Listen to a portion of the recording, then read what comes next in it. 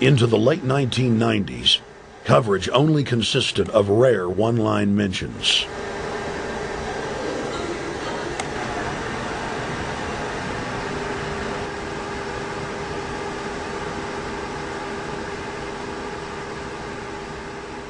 With the rise of the alternative media, their stranglehold on information has begun to slip. On the outskirts of the national capital today, black limousines with darkened windows converged on a hotel where private security guards imposed ironclad control. The limos carried royalty, political power brokers, and industrial titans to a secret meeting that will last all weekend. It's known as the Bilderberg Group. Could their objective be world domination?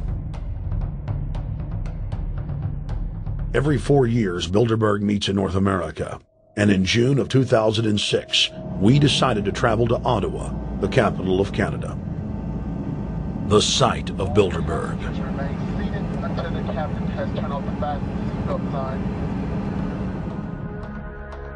In Bilderberg's long history, many reporters attempting to cover the group have been harassed, detained, and even jailed. I jokingly reassured my cameramen that the horror stories we'd read about were probably exaggerated.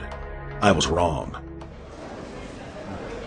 We know reporters get detained at airports, people aren't let in. We know people get sent to the jailhouse for 3 or 4 hours. It happens every time. Well, it happened to Alex Jones this time. They admitted Bilderberg that they've had pressure put on them by the government to heighten security, and that's why all this happened. Yes, I was told that by 2 separate people. They scoured our records for hours yesterday and hours today, trying to find something on us, and of course there was nothing. It was just scary. I mean, I've been all over the world, and I've never seen anything like this. It was like hours of humiliation. And they said, "What are you here for?" And I said, "Well, I'm here to, cover the media, covering a political event. I hope to talk to some members of Parliament." I was answering all the questions. It was clear I wasn't a threat. It was clear I didn't have any criminal record. It was clear I was press. It was clear I was coming to interview people. They were going to deny me. They told me earlier that I was probably going to be denied, and then you guys showed up, and everything changed. So what's your plan now? My plan is to go out and try to interview Jim Tucker, try to go down to the Bilderberg Group and maybe catch some of them still arriving, and try to still make a documentary.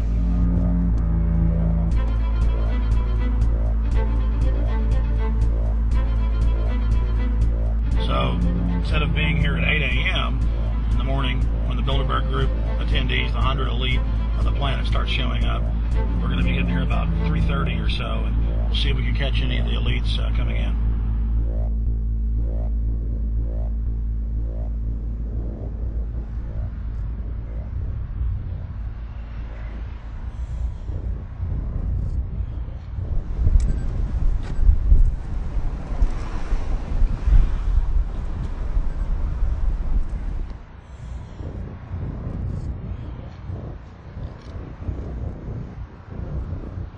What do you think's on the agenda for this edition of the Bilderberg Society's annual meeting? They're debating the attack on Iran. They're talking about how to take out Hugo Chavez. They're talking about how to get their American Union in that destroys Canadian, U.S., and Mexican sovereignty.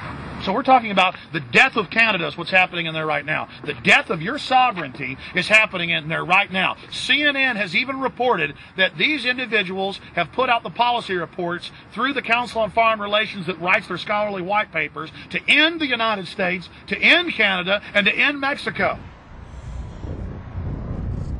About 10 have come in. They've been coming in slowly in typically big black cars with what appears to be bulletproof glass, and we've got a few pictures of some of the people. We're being kept well back from the building by an awful lot of security people, but there'll be more security as this thing develops. Again, just a reminder to stay off the front, okay? I am. This is the line. We checked with the city. Thank you. Yeah. Okay.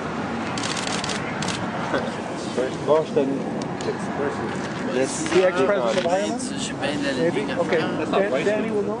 I came here from upstate New York. I booked a room way in advance. When I checked in at 10 o'clock at night, they told me I had to be out at 8:30 in the morning.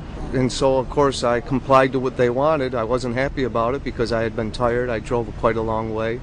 Then I went down to have something to eat, and I just saw a bunch of security here, and I was wondering what was going on, and I asked questions, and they said they were having a wedding or they were having some sort of reception. So I decided to ask a couple more questions because I thought it was kind of weird.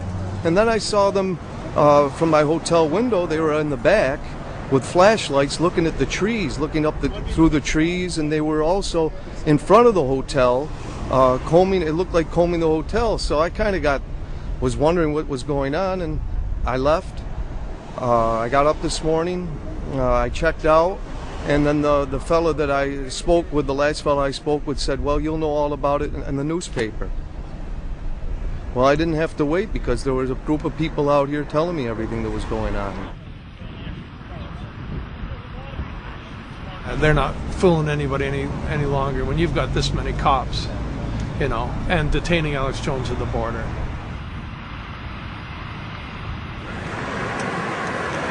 Get them on both sides. Yeah, you crook. Yeah, you're gonna go to jail like Ken Lay. Oh yeah, there's one right there. Hi. Hey, we're not your property. We're not your slaves. We're gonna defeat the New World Order. The New World Order is gonna be defeated. You realize that? I'm glad you do. Always does throughout history.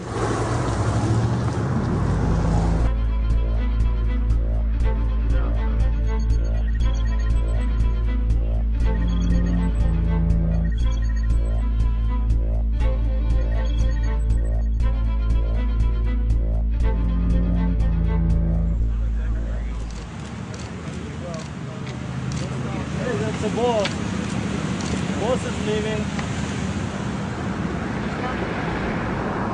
Etienne Davignon is the honorary chairman of the Bilderberg Group,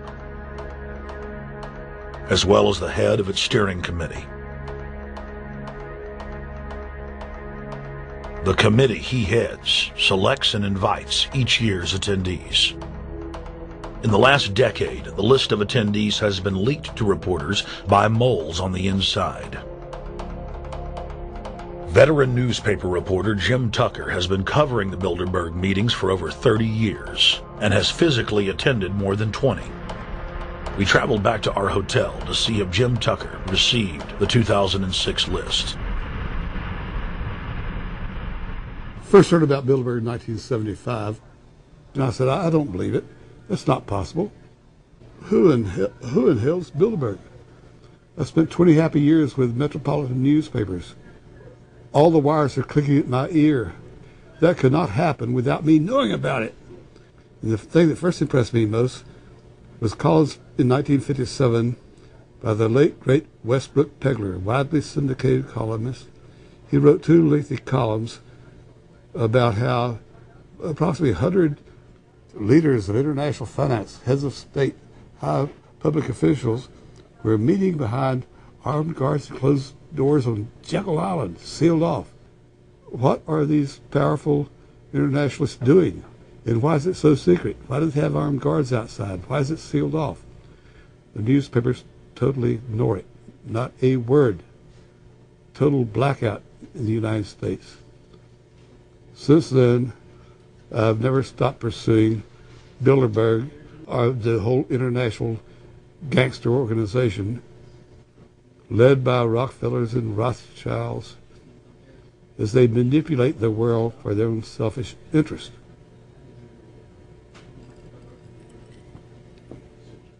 Jim, you've been waiting on the list. You normally get it on the first day. You haven't gotten it. We're told it might come in today. How important is that list? It's absolutely essential, although identifying people outside, as we always do, is important too, to find out who is not on their own list. In recent years, someone from Europe has sent a machine copy with a letterhead and so forth without identifying himself. So far, I haven't heard from him.